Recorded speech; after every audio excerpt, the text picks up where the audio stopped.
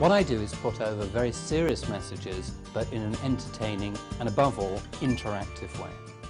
Can you just make some sort of physical contact with your neighbour and tell him or her how you're feeling at this time in the morning?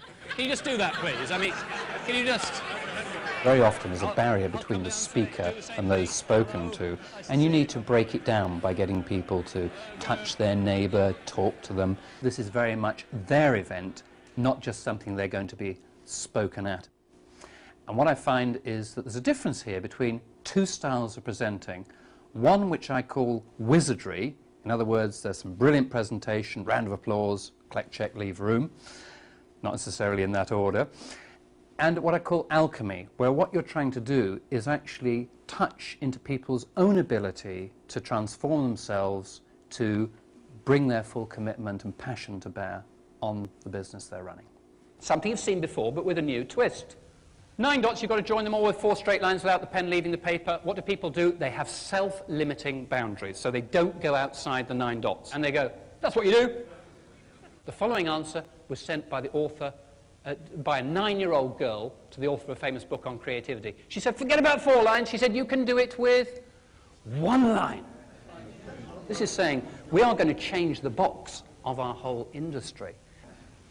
The elderly Australian lady who was asked, would you like to visit England? She thought about it for a bit, and then she said, nah, she said, I wouldn't want to go there.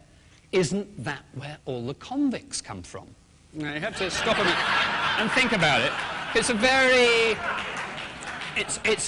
It's a very strange, upside-down world, isn't it? There is one constant theme in all the work that I'm doing, which is how to think creatively and innovatively about yourself, your team, your unit, your function, or your organisation, and even more widely, your industry.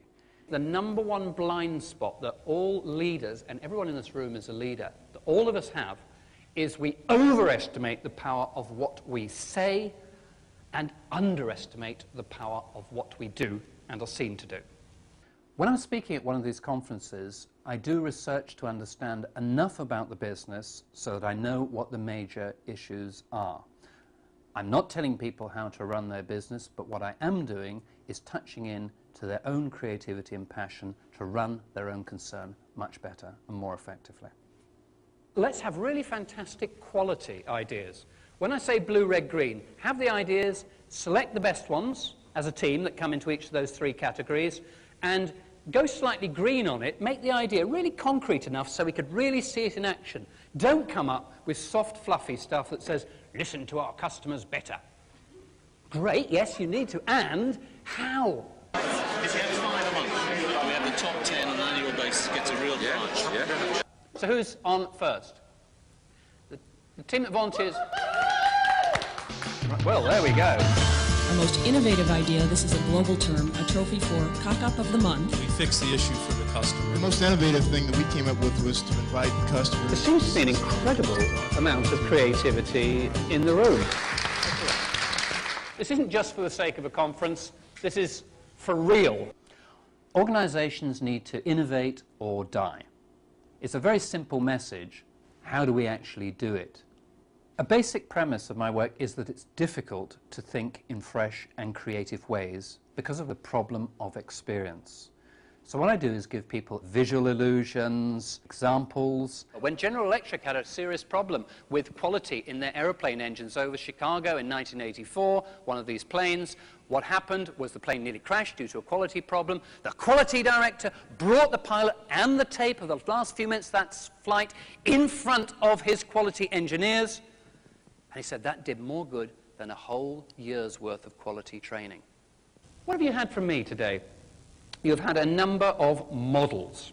And I want to leave you with a thought of what the word model means. You've had a model for blue, red, green, which I hope you can use. You've had a model for cynics, spectators, players, inwardly folk. They're all models. A colleague of mine went to work a few years ago, and his wife told him in the morning, you're a model husband.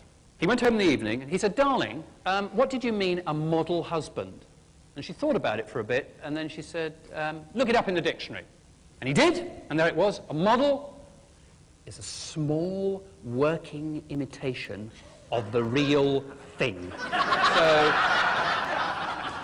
You are the real thing. You go back as a player, there'll be buzz, there'll be energy. Thank you very much. Thank you.